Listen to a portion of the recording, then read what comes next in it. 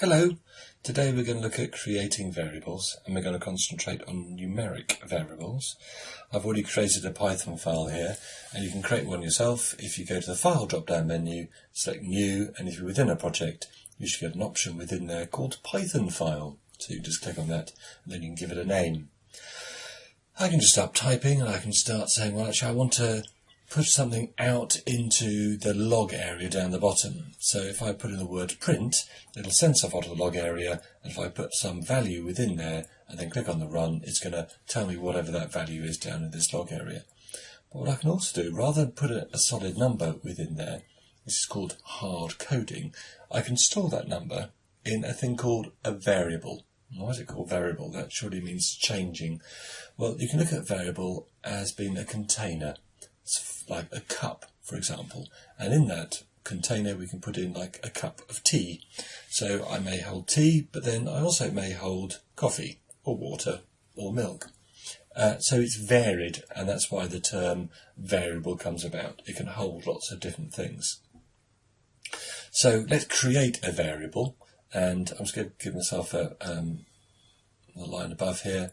It's worthwhile giving the variable a meaningful name, a name you can work out roughly what it's going to be storing. So I'm going to create one called a integer, and within there I'm going to put a value. Now this is sort of slightly backwards, so I've got the name followed by an equals followed by a number, and what's going to happen is that that number is going to be sort of stored into the variable called a integer. So 7 is being poured into the variable, so the value 7 is being stored in the integer rather than the a integer is being stored in the 7. It's almost like a sentence being placed backwards, and it's pretty standard within most programming, so you kind of get used to it. So I put the value 7 into a variable called a integer. So what happens within the computer is there's an area called a thing called a registry, and that is referenced by a name called a integer, and within that registry it's going to put in the value 7.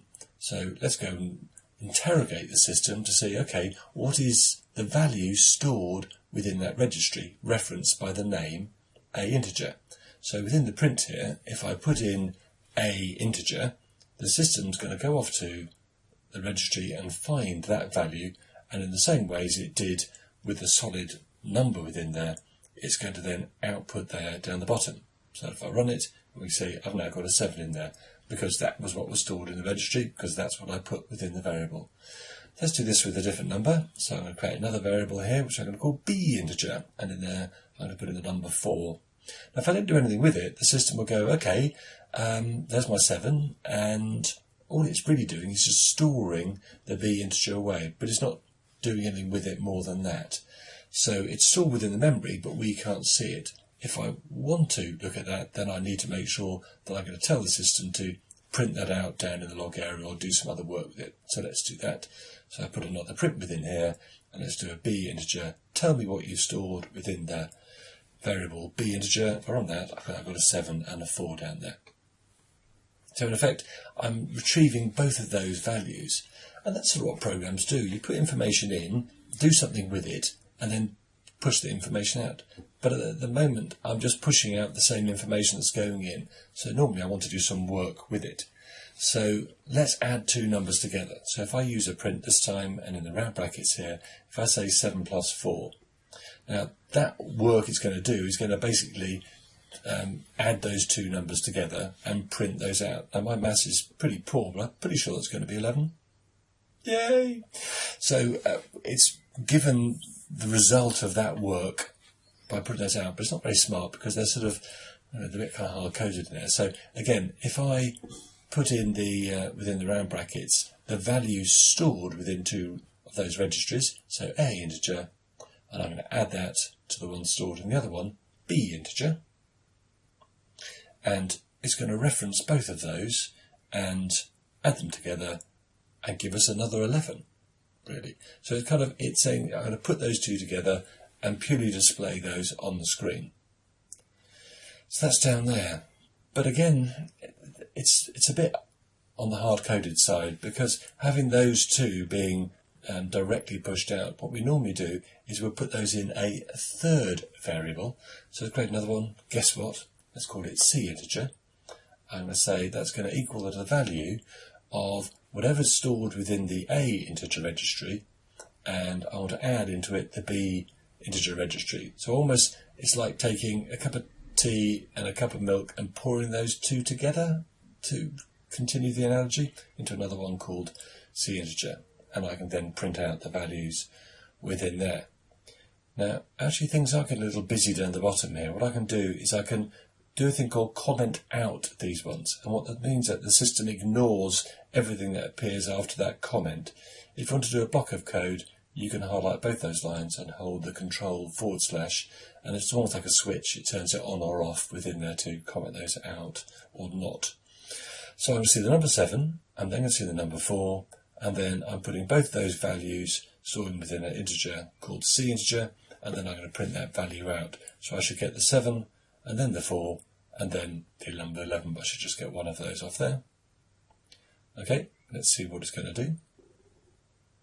Yay! So I get 7, then the 4, and then the 11.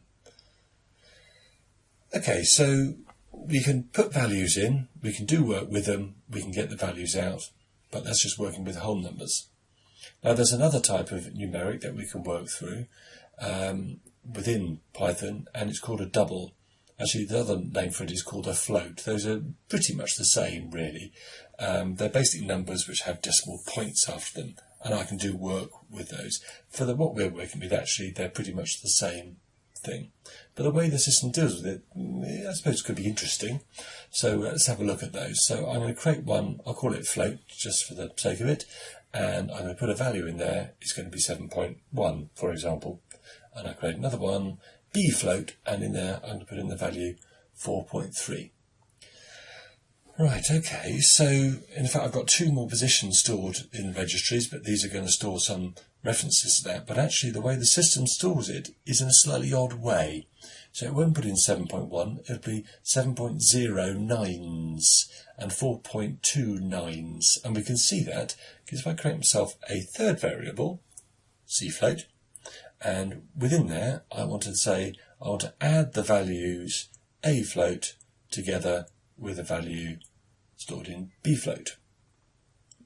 Okay, so I'm going to get the 7.1 plus the 4.3, which should give me 11.4, shouldn't it? But it doesn't quite do that. So if I say print C float, we're going to get an interesting result from that, because let's just comment these out so we can actually see what's going on. So I can hold down the, highlight them and hold down the control and the / to comment those out. So those will be ignored by the system. So the only print we got here is the one for C float. So if I run this one, what we're going to get is, okay, 11.39s.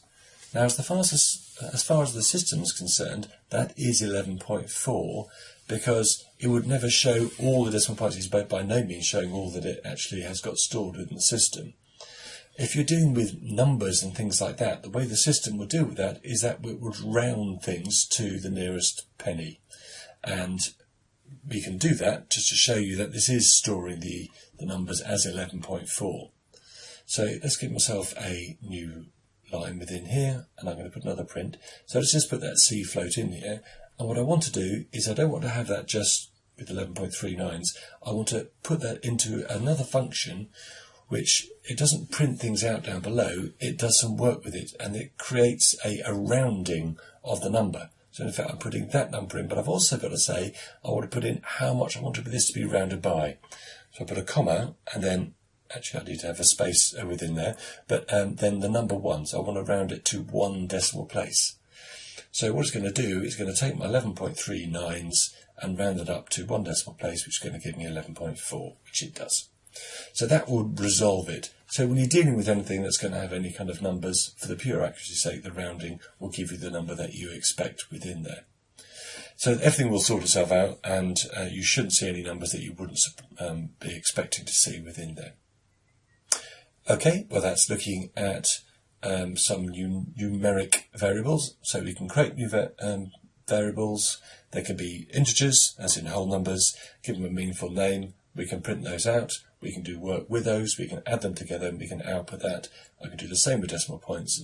I can do work with those and output those too, but I want to really remember to round them if I am wanting to see the result in a way that I'll maybe find more recognisable. Okay, before we finish, just have a quick look at some of the available help that will be within Python. There's a few areas here, so learnpython.org is very good. It's got things that we can see, and also you can see the things that you can put some examples there and you can run those examples. You can make changes to them and see the things or what they look like. Another site called Python Basics. It's not laid out nicely. There's a lot of information there, although some of it is a bit, oh my word, it's a little bit kind of complex, but it's all on one page, well, a few pages, but it's easy to reference lots of things or see lots of things when you get a bit more experience. Another one there called tutorials point, and there's different things on like kind of variable types. There are many ones. Go and have a look on Google. There's another site called Stack Overflow, which can be very, very useful. So have a look around for all of those. Okay, thank you for listening.